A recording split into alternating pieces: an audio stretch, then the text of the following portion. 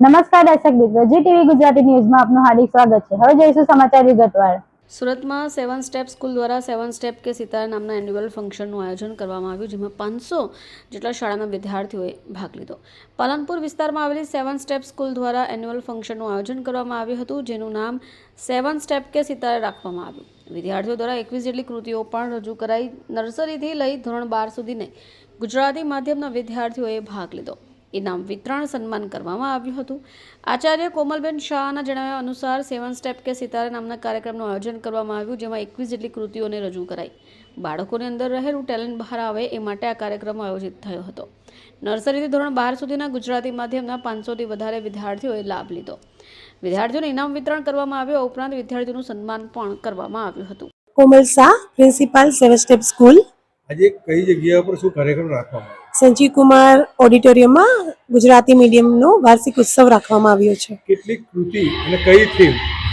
21 કૃતિ છે અને થીમનું નામ છે 7 સ્ટેપ કે સિતારે। આ નામ રાખવા પાછળનો ઉદ્દેશ્ય શું? બાળકોની અંદર જે કંઈ ટેલેન્ટ છે એ એક સિતારાની જેમ બહાર આવે એના માટે આ થીમ રાખવામાં આવી છે। કેટલા દિવસની મહેનત ટીચર અને પેરેન્ટ્સ અને વિદ્યાર્થીઓ?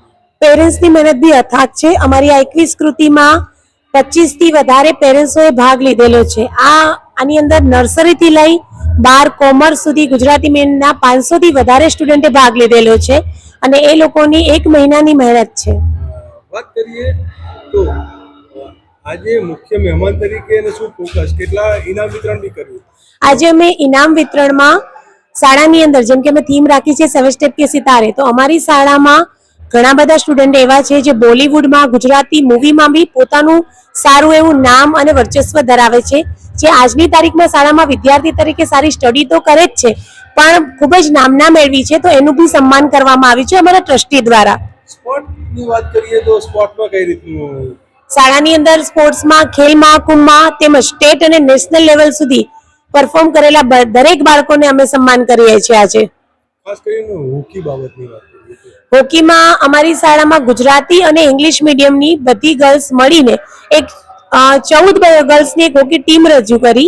એને 1 વર્ષ સુધી મહેનત કરી ડિસ્ટ્રિક્ટ લેવલ સુધી એ વિનર થઈ અને સ્ટેટ લેવલ પણ રમવા જઈ ચૂકી છે, તો એમનું બી આજે અમે સન્માન કરવાના છીએ।